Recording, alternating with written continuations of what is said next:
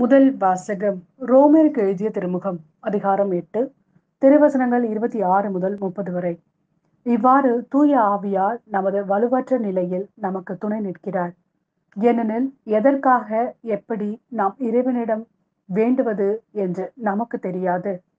தூய ஆவியார் தாமே சொல் வடிவம் பெற முடியாத நம்முடைய பெருமூச்சுகளின் வாயிலாய் நமக்காக பரிந்து பேசுகிறார். உள்ளங்களை துருவி ஆயும் கடவுள் தூய ஆவியாரின் மனநிலையை அறிவார்.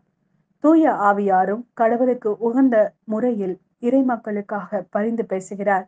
மேலும் கடவுளிடம் அன்பு கூறுபவர்களோடு, அதாவது அவரது திட்டத்திற்கேற்ப அழைக்கப்பட்டவர்களோடு அவர்கள் நன்மைக்காகவே ஆவியார் அனைத்திலும் ஒத்துழைக்கிறார் என்பது நமக்கு தெரியும். தம்மால் முன்பே தேர்ந்து கொள்ளப்பட்டவர்கள் தம் மகனின் சாயலுக்கேற்றவாறு இருக்க வேண்டும் என கடவுள் முன்குறித்து வைத்தார்.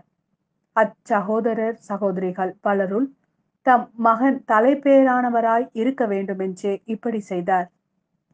தாம் முன்குறித்து வைத்தோரை அவர் அழைத்திருக்கிறார். தாம் அழைத்தோரை தமக்கு ஏற்புடையோர் ஆக்கியிருக்கிறார். தமக்கு ஏற்புடையோர் ஆனோரை தம் மாட்சியில் பங்கு பெற செய்தார். இது ஆண்டவரின் அருள்வாக்கு. இறைவா உமக்கு நன்றி. லூக்கா எழுதிய நற்செய்தி அதிகாரம் 13 திருவசனங்கள் 22 முதல் 30 வரை. இயேசு நகர்கள் ஊர்கள் தோறும் கற்பித்துக் கொண்டே எருசலேம் நோக்கி பயணம் செய்தார். அப்பொழுது ஒருவர் அவரிடம், ஆண்டவரே, மீட்பு பெறுவோர் சிலர் மட்டும்தானா என்று கேட்டார். அதற்கு அவர் அவர்களிடம் கூறியது, இடுக்கமான வாயில் வழியாக நுழைய வருந்தி முயலுங்கள். ஏனெனில் பலர் உள்ளே செல்ல முயன்றும் இயலாமற் போகும். வீட்டு உரிமையாளரே, எழுந்து கதவை திறந்துவிடும் என்று கேட்பீர்கள். அவரோ, நீங்கள் எங்கிருந்து வந்தவர்கள் என எனக்கு தெரியாது என பதில் கூறுவார்.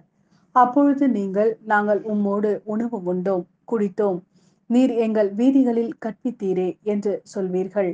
ஆனாலும் அவர், நீங்கள் எவ்விடத்தாரோ எனக்கு தெரியாது, தீங்கு செய்வோரே அனைவரும் என்னை விட்டு அகன்று போங்கள் என உங்களிடம் சொல்வார். ஆபிரகாமும் ஈசாக்கும் யாக்கோபும் இறைவாக்கினர் யாவரும் இறையாட்சிக்கு உட்பட்டிருப்பதையும் நீங்கள் புறம்பே தள்ளப்பட்டிருப்பதையும் பார்க்கும்போது அழுது அங்கலாய்ப்பீர்கள். இறையாட்சியின் போது கிழக்கிலும் மேற்கிலும் வடக்கிலும் தெற்கிலும் இருந்து மக்கள் வந்து பந்தியில் அமர்வார்கள். ஆம், கடைசியானோர் முதன்மையாவர், முதன்மையானோர் கடைசியாவர்.